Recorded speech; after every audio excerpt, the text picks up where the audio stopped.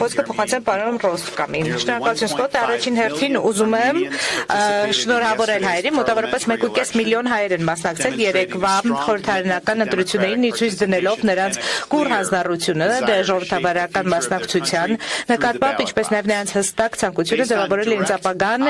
իրենց երկրի ապագան ընտրատուփի միջոցով։ Մեր ուղիղ դիտարկումների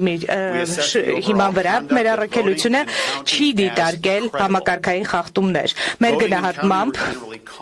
քվեարկությունը եւ հաշվարկը ընդհանուր առմամբ իրականացվել է վստահարժան կերպով։ Քվեարկությունը եւ հաշվարկը ընդհանուր առմամբ ընթացել է կարգապահ խաղաղ եւ իրականացվել է սահմանված ընթացակարգերին համաձայն։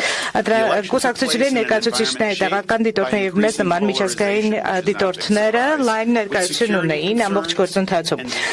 Ընտրությունը տեղի ունեցել մի միջավայրում, որտեղ աճում էր բևեռացումը, կային անվտանգային մարտահրավերների կային անվտանգային մտահոգություններ եւ բանավեճ էր ընթանում Հայաստանի աշխարհաքաղաքական կողմնորոշման վերաբերյալ։ Մենք 11 առաջարկություն ենք ներկայացրել, որոնք վերաբերում են ընտրության կազմակերպմանն ու անցկացմանը, քաղաքական ֆինանսավորմանը եւ կիբերամտանգությանն ու մեդիային եւ թույլ տվեք ներկայացնել դրանք։ Իշխանությունները պետք է մեծացնեն պատժամիջոցները, որոնք ուղղված են կանխիկի տեղաշարժերի չհայտարարագրմանը կամ կեղծ հայտարարագրմանը, պետք է բացատրեն կասկածելի միջազգային փոխանցումների բացահայտումը եւ զեկուցումը պետք է ուժեղացնել համակարգումը մացային ծառայությունների ֆինանսական կարգավորողների հակակոռուպցիոն մարմինների, իրավապահ մարմինների ընտրական իշխանությունների միջև կանխարգելելու արտաքին դերակատարների հետ կապված ֆինանսավորումը։ Համապատասխան իշխանությունները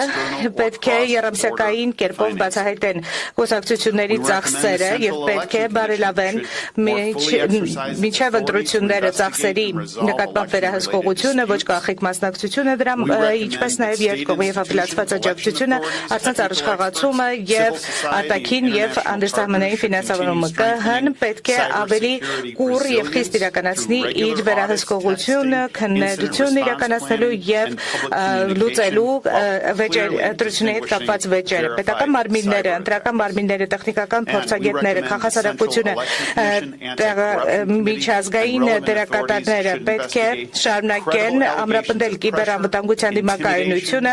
ընթացիկ ստուգումների, թեստավորման եւ հանրային հաղորդակցության բարելավման միջոցով միջադեպերի արձագանքումը բարելավելով եւ հստակ տարանջատելով արձանագրված միջադեպերը։ ԿՀ-ն, հակակոռուպցիոն կոմիտեն եւ համապատասխան պաշտոնատար անձինք եւ պետական մարմինները պետք է քննեն ճնշումների, ահաբեկումների, ինչպես նաեւ վաճառական ռեսուրսների չարաշահման մասին ենթադրյալ մեղադրանքները եւ ինչպես նաեւ ընտրովի իրավապահ գործողությունները արագ հետևողական եւ կերպով։